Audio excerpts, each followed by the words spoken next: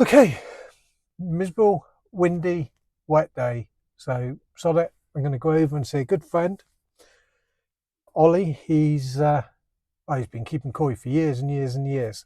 I call him Tinkerer, and you will see why when we get there.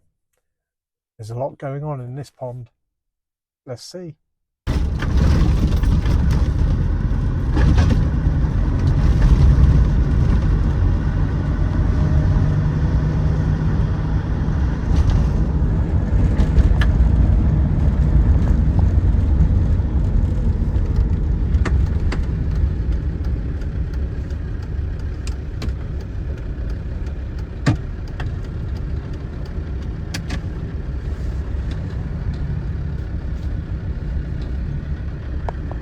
Almost everybody owns the things we buy.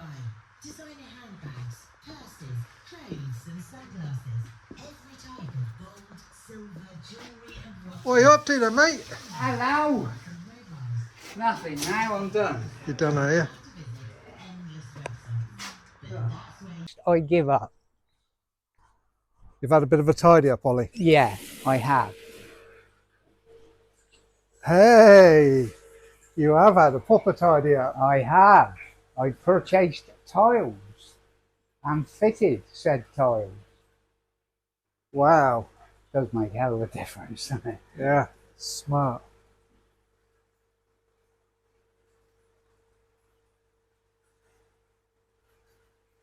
Right, I reckon we ought to start at the far end and work our way back down through. In what respect? Well, one tank. Oh, You're set up. so do we need to go out there or Now we just... can see it. Again, that's a very basic setup. Gravity feed drum into a bio chamber and return back through UV into the pond. It runs off of a 2-inch bottom drain, which was a design fault. So to increase the flow, I added a 2-inch skimmer, which obviously gives you your 4-inch to equate to the 2-inch out. Running a Vari pump at 55, heated, supplementary to the main system, a little heat exchanger built into the return pipe. What's your plans for this one? Clean it all out and fill it with some little fish from Japan. To grow on. You're looking forward to it? Oh yeah. You're going to be a laugh. Yeah, another world, but hey ho. It's almost surreal for me that it's actually going to happen. It's something you think about, you dream about, but when it becomes reality, it's totally different. Of course, this will be the first time for you. Yep, yeah, I'm the newbie. But hopefully I'm with two experienced people that'll guide me through the pitfalls.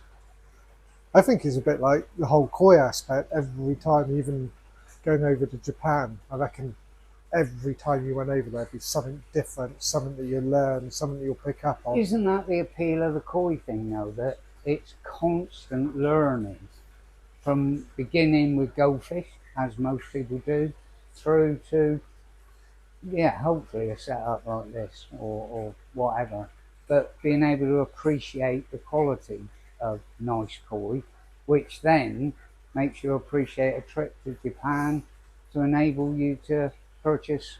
Yeah, and I think like, well, particularly me this year, last year when we were over there, the pressure was on me because it was all new. You didn't know what you were expecting. Nope.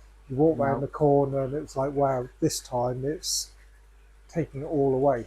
Yeah. As in, like, I know what to expect, so you can concentrate on. As with everything in life, it's confidence, isn't it? You know, if you've got, like what I do, if you've got confidence to weld, you'll be a good welder. But I suppose that's the thing with the koi, you never actually get there. You get quite a ways, but it is a never ending journey. Good old lady coming on up. Good old lady. the monster. So you're all settled now in here. You got the fish in here that are staying in here. Yep, yep. We had a slight sort out. 4 have gone in the last week that didn't meet the criteria, which now, yeah, we should be able to put at least one nice size in there, One. if not 2.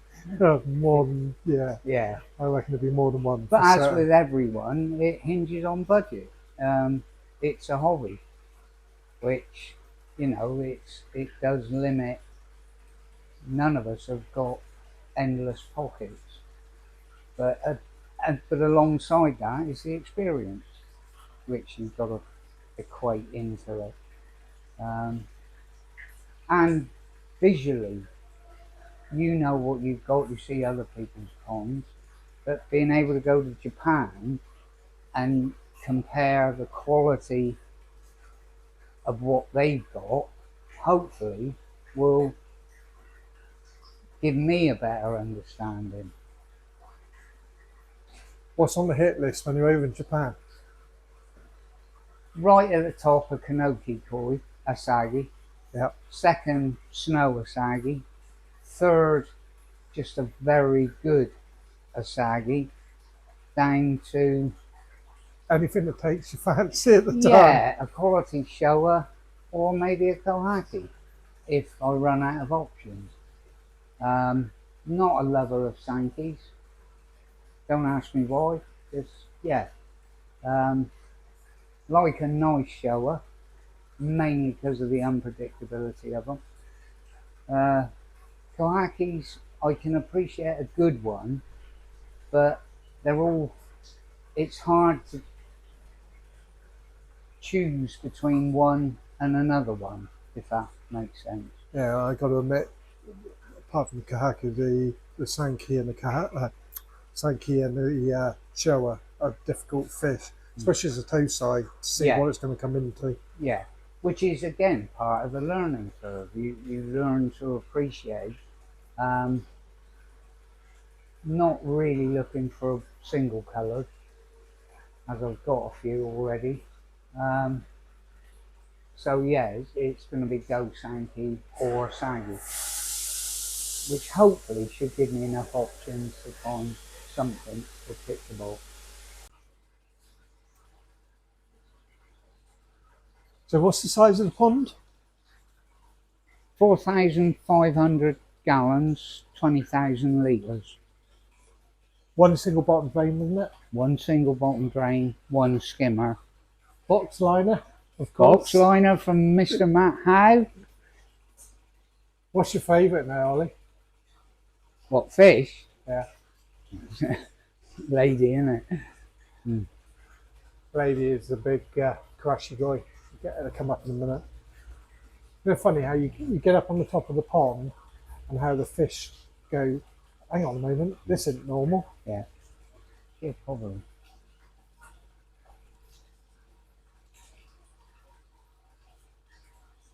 We haven't been fed, so. No. He's quite nice. Oh, golden corn. Yeah.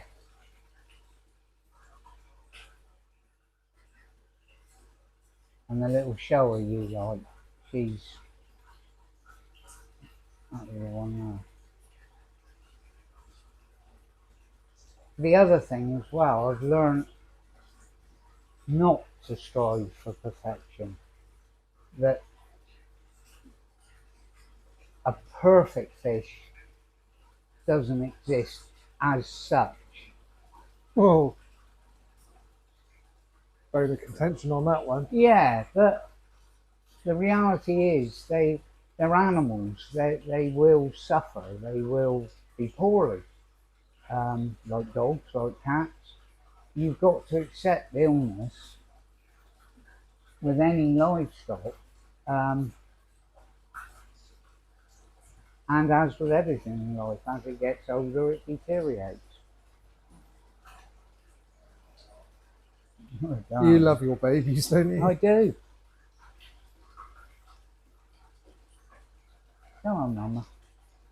No. All right, let's go down the bottom and talk about this little tinkering that you got going on down here. This is the main drum, the initial drum, which is fed off the bottom drain. Obviously it's a drum. It passes through a 4-inch pipe into a bio chamber at the back, which has got 250 to 300 litres of K1. That large box. That's just all K1 in it, yeah? Yep, that's all I've ever used. Just You got the air off. Oh, is the pond connected up on the same? that runs that and that. Yeah. This chap, and then there's a separate pump here which runs the skimmer. I'll explain that. So that then comes out to 2 pumps.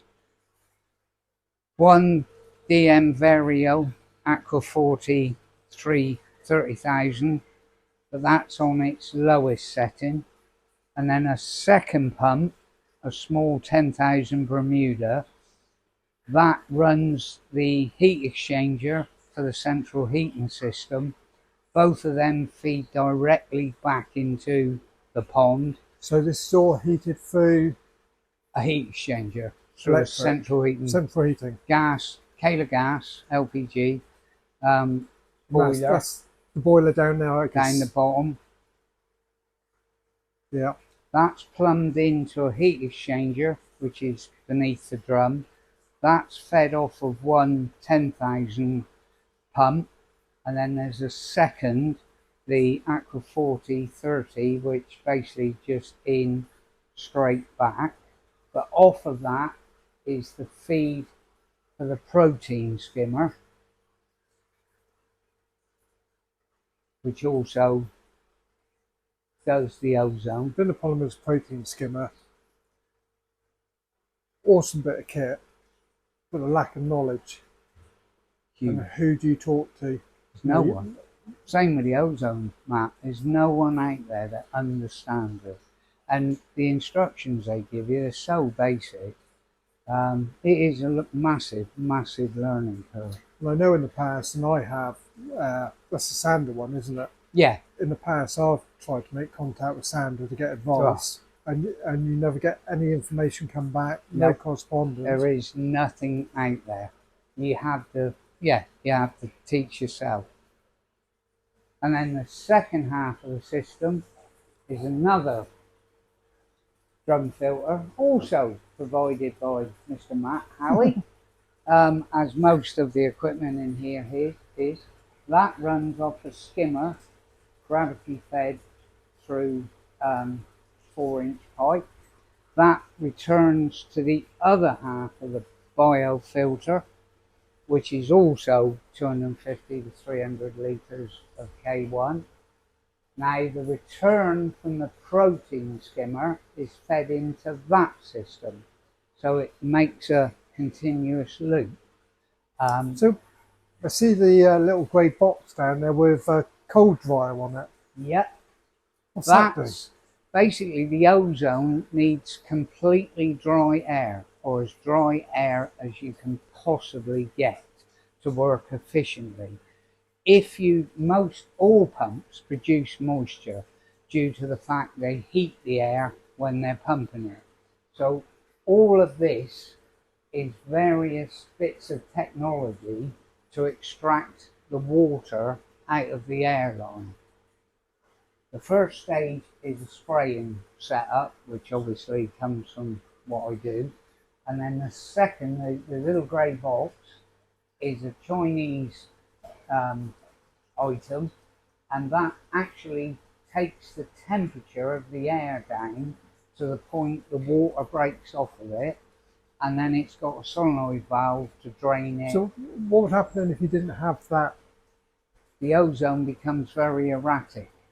It clogs up the 2 ceramic plates, which produces the ozone, so you don't get a constant reading on your ozone. It'll dip. But that's something that I certainly haven't seen anywhere being advertised or mentioned. No. And if you've got one You know, obviously, like in here where it's inside, the humidity level, as you can see by the Yeah. roof, is High. high. Yeah, yeah. But any air pump produces Yeah, moisture. So you eliminate as much as you can. That passes through, and then the final is silica gel in the two tubes at the back, which I have to change about every fortnight. So you can dry that and reuse it.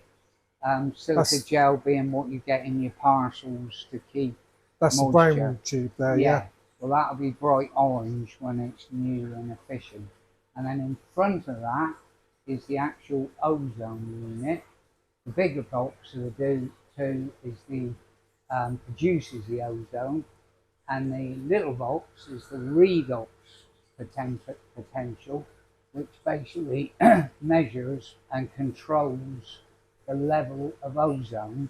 But it's not measuring ozone, it's measuring the quality of the water, which is obviously affected by the ozone. so how does the ozone affect the main bit, the pond?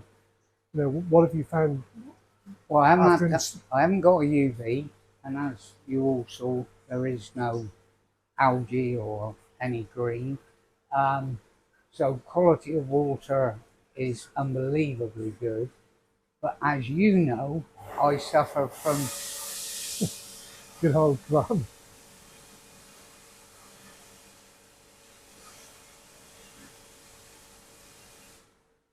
no parasites or Yeah, which is pretty infections. amazing because how long has that been?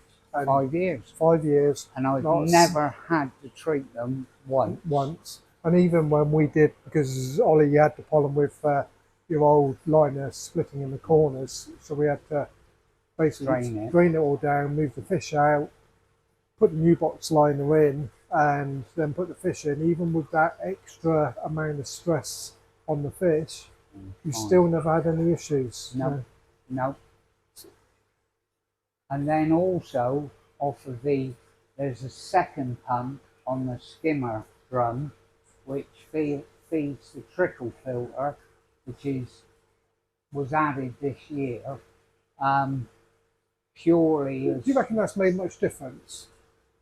marginal. See, But it's really weird because when you think back at home, a back pond inside the polytunnel is literally running just solely on that. yeah, And you think of the stocking densities that gets up to, we're probably 60 odd fish, all at 30 to 40 cm, and I don't have any issues. no, And, no. and then previously when I've used them, so you know, I do think that one of the better filters. I I mean it's difficult because I had reasonably or fairly good water quality anyway, and it's always come up well on nitrites and nitrate. It's just I can, so I will. It wasn't going to make it deteriorate, and at best it will improve it. But I mean, this is probably as good as I'll ever achieve. So anything else I add is probably pointless. But how do you measure when you do get? Yeah, that's the thing.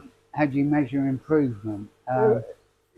Obviously, you can't do it, but in a good way, it'd be to put a fish in there that you knew that had a Yeah. parasite to see actually What the reaction. what the reaction was. Most definitely, You know, yeah. would you have seen those parasites drop off? You know, some people say that the ozones do not make any difference to parasites, and others say that they do. You know, and equally with my customer base, I've got two people that got them, and both get different results from there.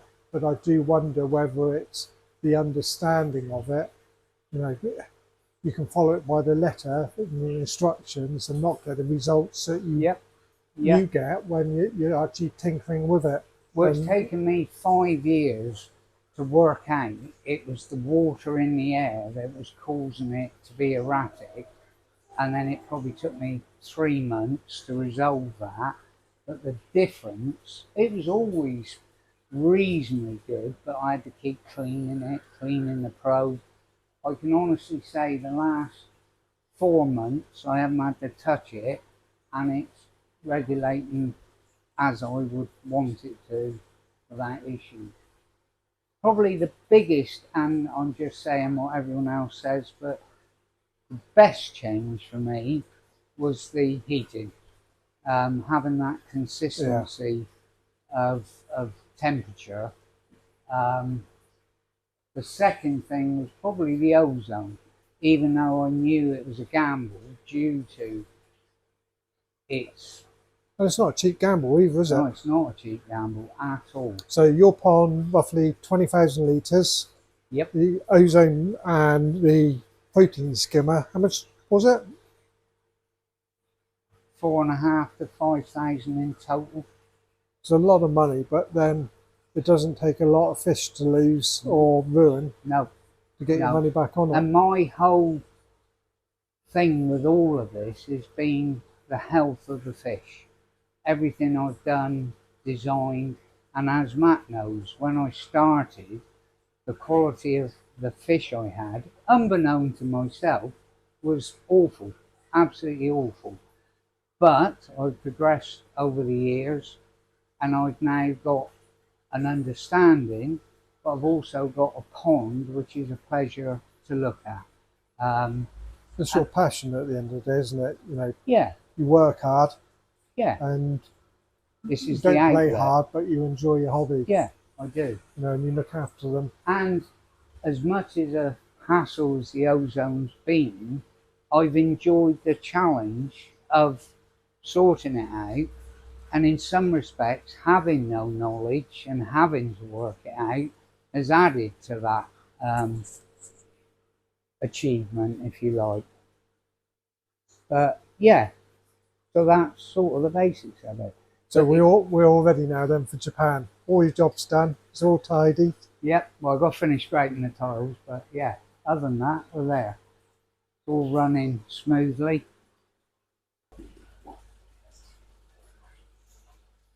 No. Ah, here we go. No, you've upset on that.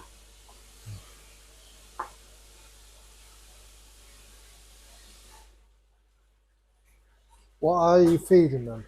Ah, Mungo mix. Silkworm pupae. Marinated. Marinated. 24 hours?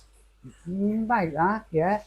In a hint of garlic powder and a hint of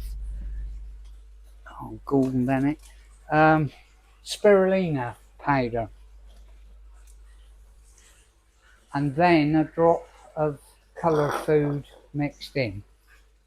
What are you feeding them normally? Just stable diet? They get colour From the Daewoo the Chinese people. food. at the moment. But you're on about changing over. Yeah, yeah. Mainly because Lady doesn't seem to like the grower. What Lady wants, she gets.